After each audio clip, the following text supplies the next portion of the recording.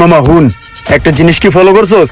এই রমজান মাস আইলো, আমরাও ভালো হয়ে গেলাম গা, তবে এত ভালো কিন্তু ওই নেই।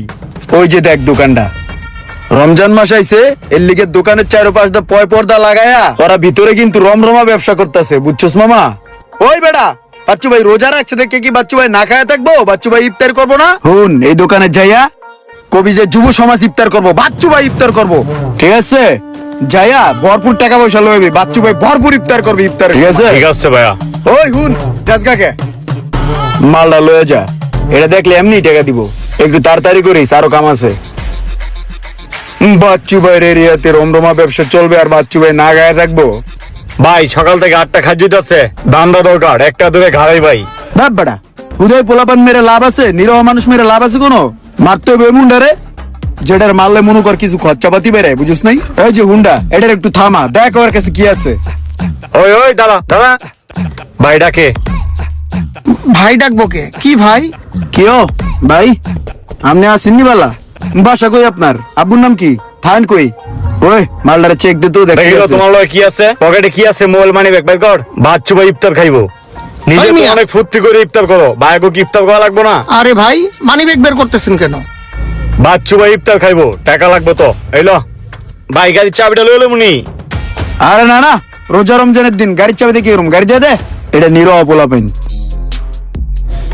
কি হইলো? কিছুই বুঝলাম না, দিনে দুপুরে সবকিছু নিয়ে গেল। ওই, ওই, ওই, ওই ছোট ভাই কই যাস? এদিকে কিরে বড়া, ডাকলে হুনুস না? কই যাস তুই এদিকে? ওই মামা, তোর নাকি একটা ভাঙ্গার একটা হুন্ডা ছিল, ফুটফাট করে যাইতি, ওই দিনের ঘটনার পর তো হুন্ডা ডার বাইর করছ না নাকি? তোর ওই হুন্ডাটাকে বেচ চালাইছিস নাকি? ভাইয়ের বয়ে গাড়িটা বেচলেছো না?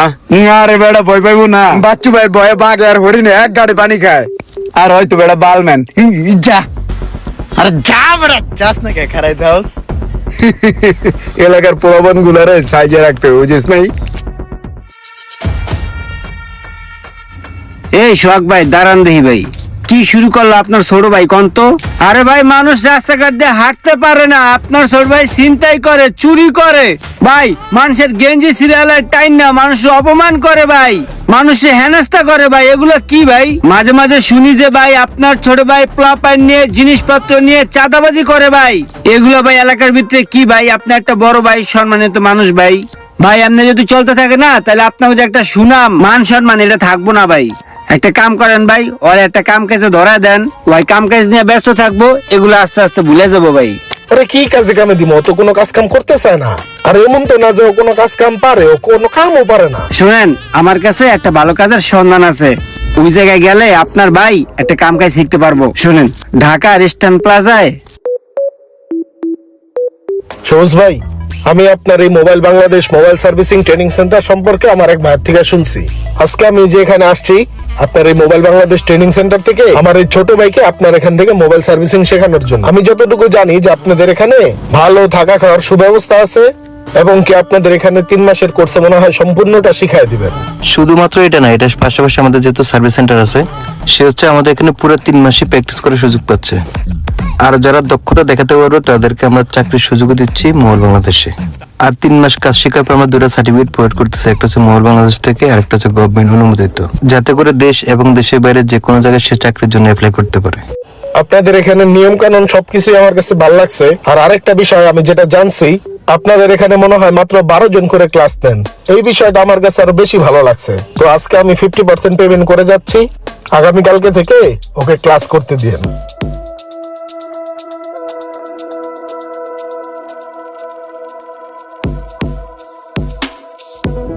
এই তোমরা সবাই বুঝতে পারছো এই যে 2GICর কাজটা কি? হ্যালো ব্রো, আসতে পারি? হাই চিকনা, কেন কি ভিতরে যা। কি জানো কইতেছিলে স্যার? আজকে কি আপনার প্রথম ক্লাস? Yes bro. আমাদের ক্লাস তো আরো আধা ঘন্টা আগে শুরু হয়েছে, আপনি তো আধা ঘন্টা লেট করে ফেলছেন। হোয়াট? কি বলেন এই সমস্ত কথাবার্তা?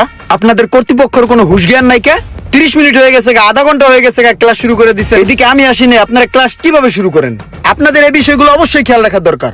এখানে একটা স্টুডেন্ট আসে না, আপনারা ক্লাস শুরু করে দিলেন, এটা কিভাবে হয়? এগুলো মাথায় রাখবেন, ঠিক আছে?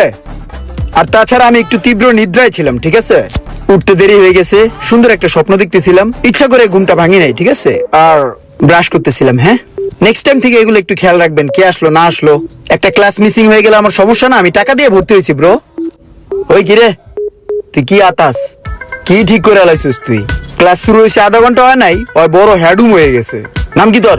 সিদ্দিক। আলকা সিদ্দিক? না, শুধু সিদ্দিক। ও, শুধু সিদ্দিক। পরিচয় হয়ে ভালো লাগলো।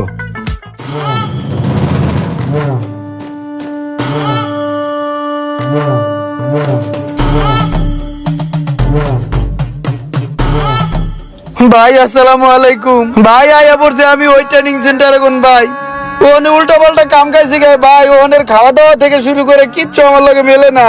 ওখানে উল্টা পাল্টা ফ্যান ছাইরা তো এই যে বাতাস লাগে আমার পুরো ঠান্ডা লাগে গেছে গা ভাই। ওখানে যা হিগায় এ কোনো কাম? ওই আমার গরম দেওয়া হিগায়, ওই আমার বাতাস দেওয়া হিগায়, ওই কোনো কামের জাতি না। ওই হিগে আমি কি করবো? তোমার টাকা পয়সা আমি বাঁচাই দিলাম, তুমি কয় টাকা দিয়ে চাও আর কয় টাকা পাইবে? এই পাউন না টাকা আর দেওয়া লাগবে না, আমি আগে ভাগে এই নিগাইয়া পড়ছি।